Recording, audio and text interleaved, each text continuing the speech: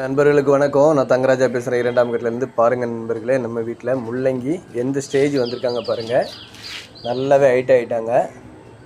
நமக்கு முள்ளங்கியோடு சேர்த்து கீரையும் நல்லா அருமையாக தருவாங்க நான் நினைக்கிறேன். சூப்பராக இருக்குங்க. பாருங்கள், ஒரு சிலது கொஞ்சம் சின்னதாக இருக்குது பாருங்கள். இது கொஞ்சம் சின்னதாக இருக்குது பாருங்கள். நல்லாவே சூப்பராக வந்திருக்காங்க. இவங்கெல்லாம் நமக்கு ஒரு நல்ல அறுவடையை தருவாங்க நான் நம்புகிறேன். பாருங்கள், சூப்பராக இருக்குது. ஒரு சிலது மட்டும் இப்படி சரியாக வரல, கொஞ்சம் சின்னதாக இருக்குது. அதே மாதிரி பாருங்கள், கோஸு நல்லாவே வந்திருக்காங்க. என்ன ரெண்டு கொஞ்சம் சின்னதாக இருக்குது பாருங்கள். இது ரெண்டும் சின்னதாக இருக்குது. சூப்பராக வந்துக்கிட்டு இருக்காங்க. நம்ம வீட்டில் பாருங்கள், பிரம்மக்கமலங்க, சிவனுக்கு உகந்த பூன்னு சொல்லுவாங்க. இவங்க வந்து நைட்டு தான் பூப்பாங்க, 11 மணி. இப்போ அந்த மாதிரி ரேஞ்சில் தான் பூக்கள் பூக்கும். எவ்வளோ அழகாக வந்திருக்காங்க. இதை நம்ம ஒசூர்லேருந்து எடுத்துகிட்டு வந்தோம். ஏற்கனவே கூட உங்களுக்கு சொல்லியிருக்கேன். ரொம்ப அருமையாக வந்துட்டுருக்காங்க. சரி, இன்றைக்கி நம்ம முள்ளங்கியை வந்து ஒரு அப்டேட்டை உங்களுக்கு காமிப்போன்ட்டு தான் போட்டேன்.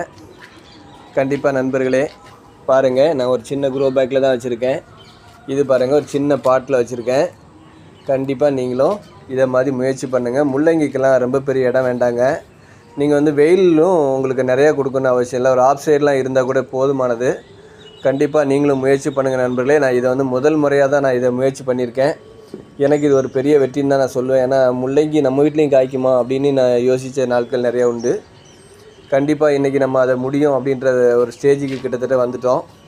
என்ன நமக்கு கொஞ்ச நாள் போச்சுன்னா ஆட்டோமேட்டிக்காக நம்ம முள்ளங்கியை எடுத்து உங்களுக்கு வீடியோ போட்டுருவேன் கண்டிப்பாக. அதனால் எல்லோரும் முயற்சி பண்ணுங்கள்.